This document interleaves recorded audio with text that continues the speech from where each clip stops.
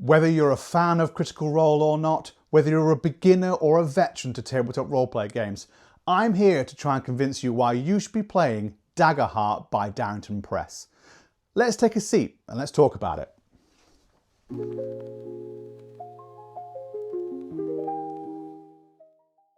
No base setting. So in Daggerheart, there is no base universe, setting or realm. There are things like campaign frames which set you up with a universe, a setting and an idea of what's there, but there's nothing intrinsically inherited by playing Daggerheart. That means you have to play in that realm. Now, I know you can play any tabletop roleplay game like Dungeons and Dragons in any realm or setting you want. You can homebrew it however you want.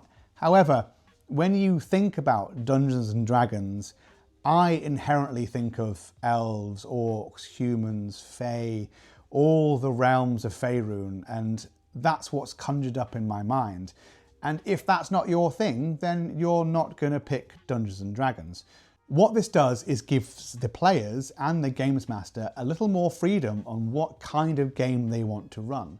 Rather than running a high fantasy D&D setting, you can run Daggerheart in a dark, grim, gothic setting like Age of Umbra, which is one of the campaign frames in there. You can also shift even more into sci-fi and play a kind of Horizon Zero Dawn mechanical, electrical dinosaurs and virus industry kind of thing going on with Motherboard. There's loads of different campaign frames in this book, and that is going to be one of the strengths of Daggerheart in general, I think, is that you can take and build campaign frames really easily. They also give some structure to a games master to be like, here's the campaign frame that I've produced for my game.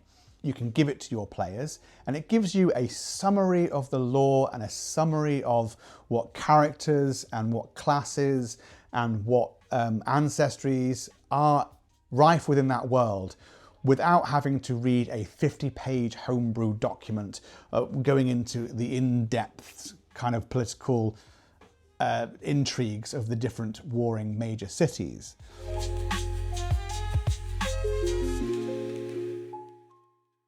Narrative over mechanics. So Daggerheart is based on a narrative game system. It chooses that over a more crunchy rules-based system and allows players and GMs a little more freedom when it comes to how they judge a ruling at a table. This allows the game to flow a bit better, for you're not digging into the depths of how this specific rule works with this interaction. The very much rule of cool over rules as written applies here, and it makes it a much more enjoyable and relaxed experience. It's not going to be for everyone, and not all game systems are going to be for everyone, but for me and why I think it's worth playing, giving that freedom over to the system and allowing the narrative to tell the story and be guided by the game mechanics rather than being restricted by them, and I think is a really strong part of this game system.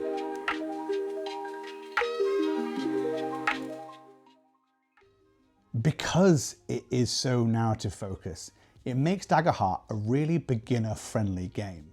There's not a lot of crunchy rules to get stuck on. Everything from the way you build your character is designed to be a nice, easy and pleasant experience. The way the cards that they've come with the core set and are built into the game are a really nice way to modularize a lot of character building as well as character progression. You have your classes, which are then broken up into 2 domains. You then draw from those domains to create your character. Say you are a druid and you want to be heavily nature-based, then you can draw from the appropriate domain. Maybe you're discussing at the table, oh, I want to be nature-based. I want to be a nature-based character, but the druid's not really, I don't want to be too like mystical. Well, then you can, instead of going for the druid, you can go for the ranger. You still get access to the nature-y themed domain, but you have some more martial prowess rather than the more mystical arcane side. And what this does is it creates that really nice session zero where you're sharing these cards or sharing these ideas across the table, and it becomes a lot more collaborative between the games master and the players, as well as into players as well. You can do this all through your character sheet and through the book without any of the cards, but for a session zero, having the physicality of the cards to look through, pass it to your other players, it's a really nice experience, and it just brings everyone together nicely. And importantly as well, because there are some physical cards if you want to use them, when you're playing a beginner game or even with like younger people, you can give them out the cards for them to look at physically, and it's so much more tactile and I feel so much more enjoyable to experience that creation kind of together. However, there is loads of depth within the domain cards, the character cards, and everything else. You don't feel like you're going to be it's too simplified and it's too beginner friendly. Once you get into the sticks of it, you can really start doing some interesting choices later on with character progression and how you develop your character. And it's a real nice way to see that through these modular parts.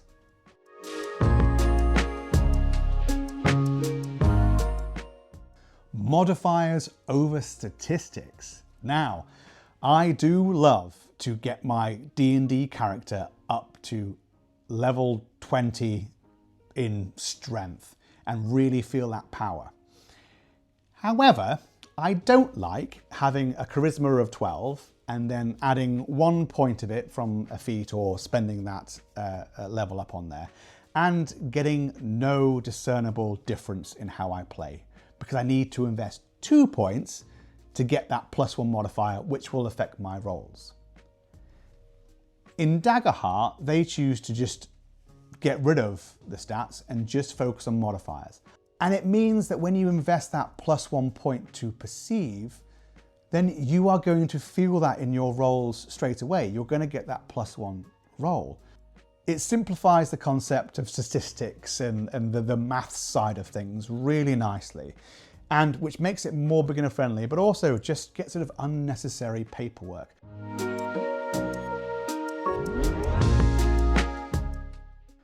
The next one's quite a contentious issue. Daggerheart uses duality dice, so 2d20. In traditional roleplay games like Dungeons and Dragons, you will use a d20 and you will roll this and then add your modifiers, and that will be your dice result. However, a d20 has the exact same probability of rolling a 1 as it does a 20. Yes, your modifiers are going to affect your dice result, but the basics of rolling this probability of this dice is the same.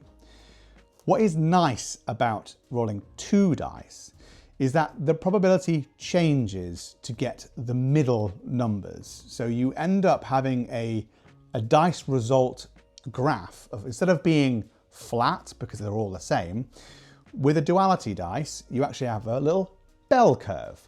So the middle numbers are more likely than the outlier numbers. This does a few things. It makes the dice rolls more predictable. So I can have an average success rate, an average test that I want people to succeed on average a lot easier, because I know that the results of these dice are going to be more predictable and they're going to be more likely in that kind of like middle zone. So a DC 12 is going to be easier to achieve on a duality dice than it would be on a D20 if you ignore all the other modifiers. When you roll your duality dice as well, you're rolling 2 dice and you're adding those numbers together to get your dice result. There are other outcomes as well, because you have 1 dice that is designated your hope dice and 1 your fear dice. When you roll these dice, you also take note which dice is highest. If your hope dice is highest, you have rolled with hope.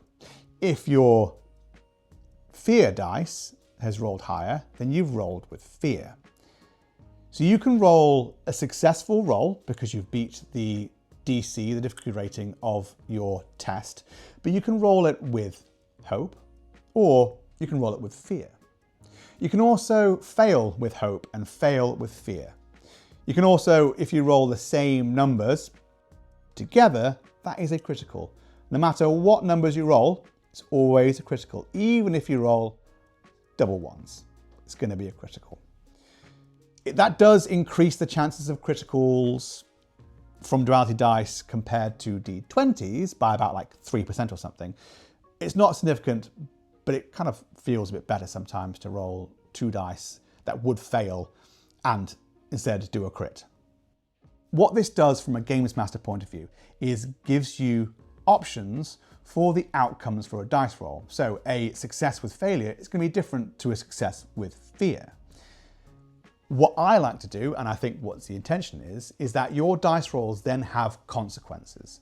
So when you roll with hope, your character gains a hope, which can then be used on abilities. When you roll with fear, your Games Master gains a fear token, which can be used on Games Master moves, GM moves, to push the narrative and twist the narrative into maybe not so advantageous ways for the players. This also means you can flavor your outcomes.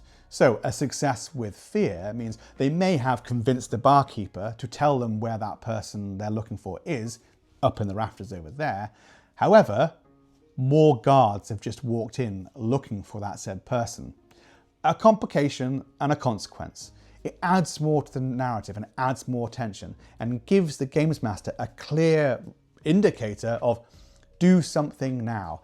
Rather than having to kind of do all that brunt work yourself, this gives you a nice little nudge to move along the narratives and change the narrative to keep things fresh and keep your players and yourself as a GM engaged.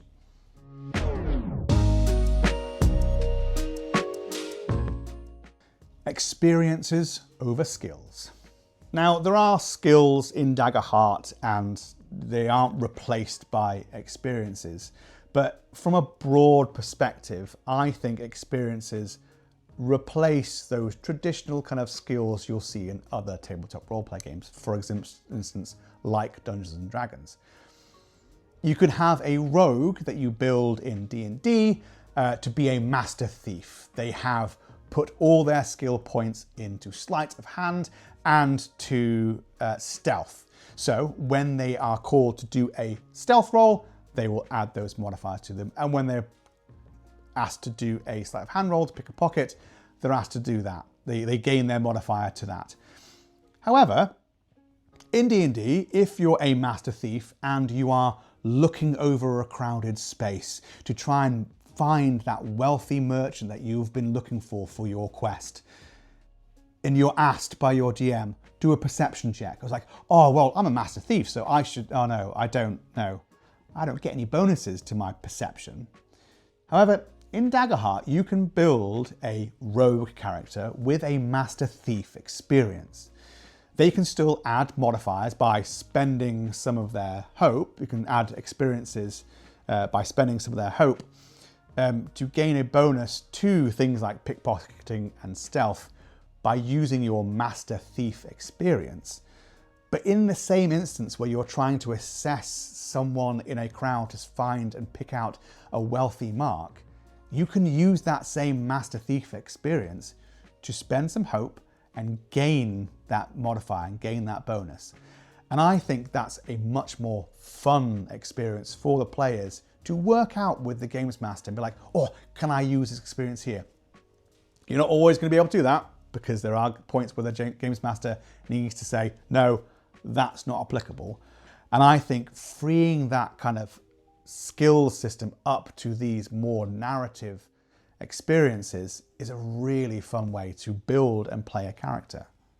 And if you like that kind of experience use, then I'd highly recommend checking out Discworld as well. Their stats are pretty much all just single lines or a couple of words that summarizes experiences. So a watchman in Discworld might just be, I'm a Lieutenant Watchman. And you can try and barter with your storyteller to try and use that experience to try and get a better dice roll. I'd highly recommend checking it out, but that's for a different video and not for now.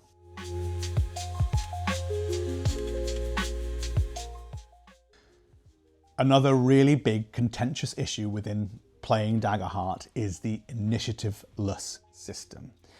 It's not going to be for everyone, but I do highly recommend people trying it out. It is really nice for blending those moments where you have a combat encounter as well as potentially a social encounter within the same session, but with different party members. It means you can flow between them quite nicely and allows you to flow from the social encounter into the combat encounter as well, without having to stop to roll for initiative and everything else. Importantly for me, it stops the idea of having a really cool plan for your turn being scuppered by someone else.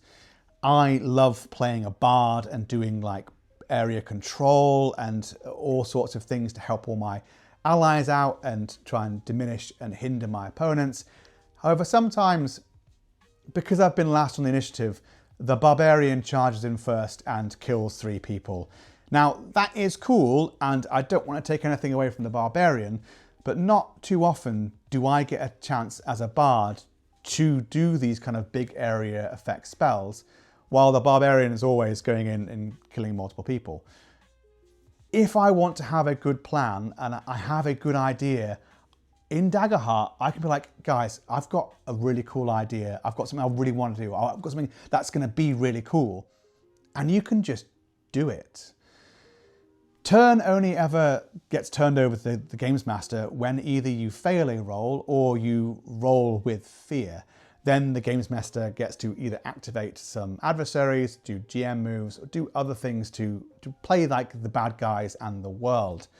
Otherwise, play stays with the players and they can strategize and do whatever things they want to. They can tag team and they can have multiple turns back to back if they really want to. And if they had a really cool idea, they can be like, I want to just jump up on the chandelier, dive down, attack this guy, then swing around, attack the other guy. Then I want him to tag team in.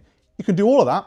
As long as you're succeeding on your rolls, you can just do a huge kind of like combo and devastate. And it's a really cool story to tell. This keeps the players engaged because they can take their turn any time. They're not waiting for that timer to tick round, that tracker to tick round to their turn. They can jump in whenever they want to. Yes, if you have a quiet person at your table, you as a games master might need to take some time to make sure they have a chance at a spotlight. There are rules and there are ways where you can give people tokens or make sure everyone has one turn a spotlight before the next person has a second one. And in a beginner table, that's probably the best way to do it. Make sure everyone's had a go first, and then you can start doing like going back for seconds, as it were. But if you've got a well-established table that are really into this kind of initiativeless combat, then let the chaos reign and let them do their things, because you know what? My character might not be too combat focused. I don't want to get involved, but my barbarian is wanting to slay and kill all these people. I'm happy to sit back and do what I want to do when I want to do it. So don't necessarily think that a quiet player is just not getting involved in combat. They just might not want their character to get involved in combat.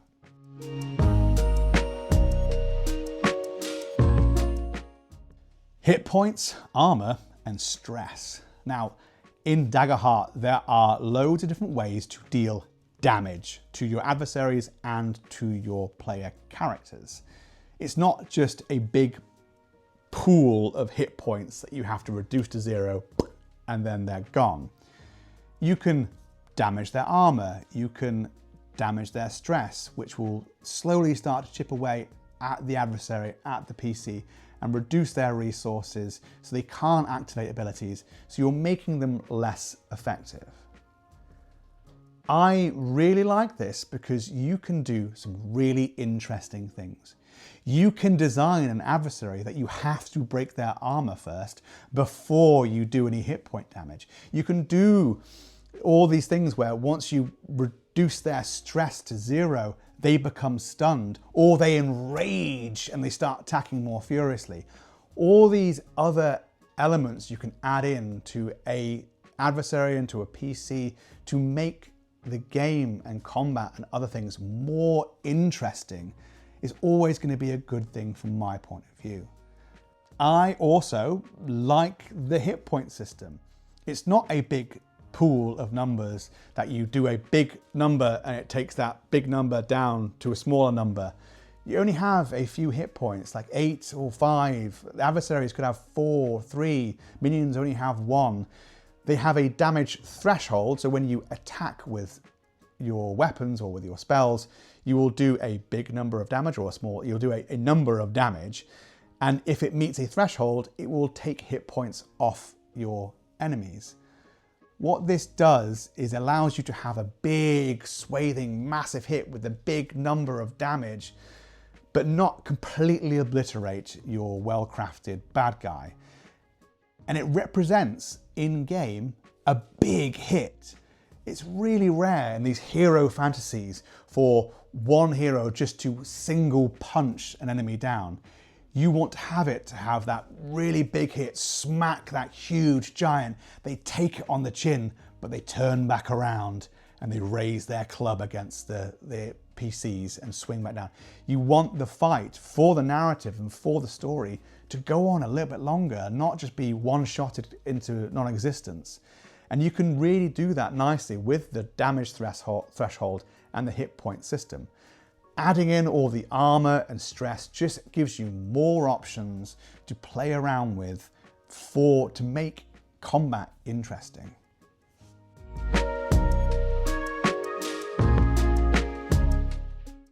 Homebrew is encouraged. In the core book, it tells you to experiment with things. The campaign frames themselves are a vessel for you to create your own campaign frames to give out to your players. All the structures are there for you to create your own homebrews. The way the domain cards are built, the way the classes are built from the domain cards. You don't like how these domain cards are adding up to create this class? Well, maybe your druid in your world, in your homebrew campaign, doesn't use this specific domain. It uses a different domain because it's based on something else. You can do all that really easily because all of the ancestries, the backgrounds, the communities, the classes, subclasses, domains, they're all modular, that you can kind of like take what you want and move it around and do all sorts of things. There are rules as well for the ancestries when you're making your characters. If you don't like all of it, you can have mixed ancestries. So homebrew is baked within Daggerheart because it is so narrative focused, because it's so narrative driven. That's where I think it's really going to strive and really push forwards, is the ability and flexibility of this game to take it into your home and make it your own. Your Daggerheart game is going to be probably different to anyone else's Daggerheart game. I know your Dungeons & Dragons game is also completely different, but it feels like Daggerheart is meant to be that way, rather than Dungeons & Dragons feeling a bit stiff now that I've had a chance to really dive into Daggerheart.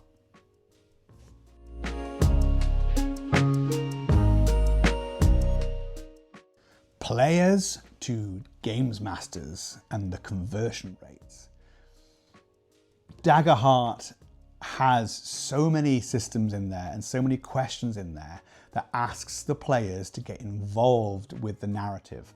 Not just from session 0 and backgrounds and establishing what kind of game you want, but within combat and within like social encounters and within the game itself, it constantly asks the games master to ask the players, you know, how do you know this NPC that's come up that you've known from your past? What is the name of this tavern? Where's this place? You've been here before. Build it into your character and into your game. Build it into the lore. And I think that's a really strong thing for players to get involved with. It keeps them engaged and invested in the game. It no longer becomes a games master running a world. It is the table's world where the players have contributed significantly to its progression.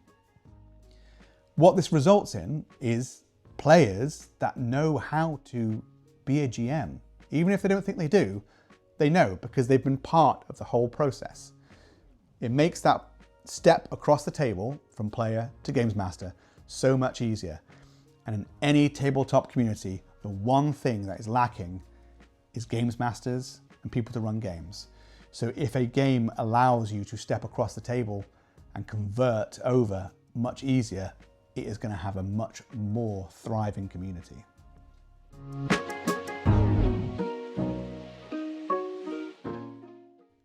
But what could hold it back? Now, it is a new game, and in any community, change is difficult.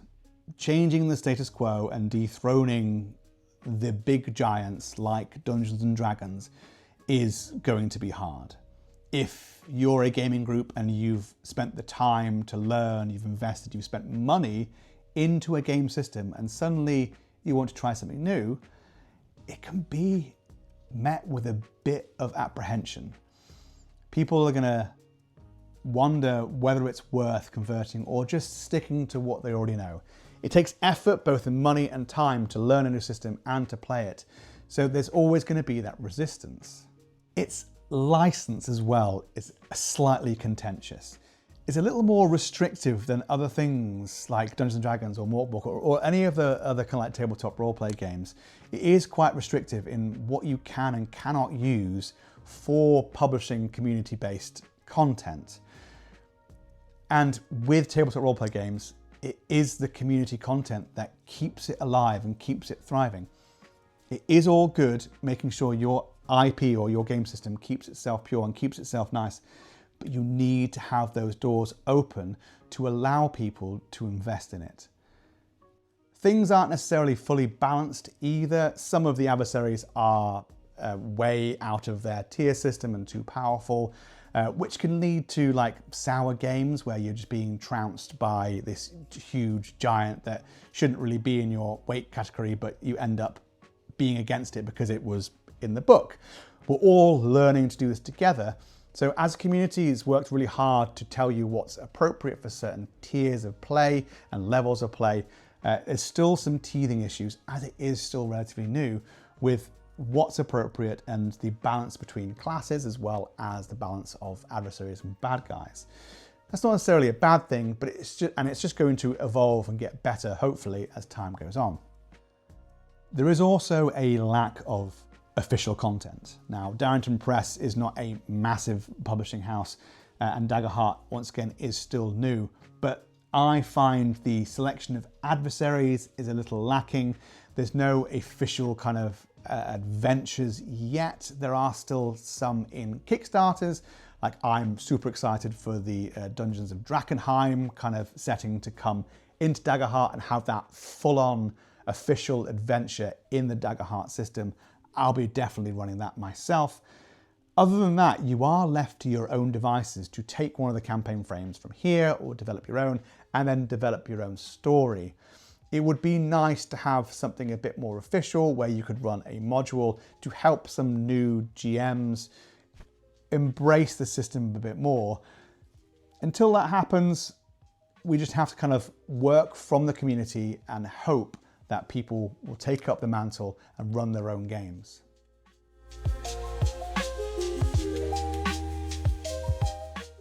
Daggerheart is not for everyone.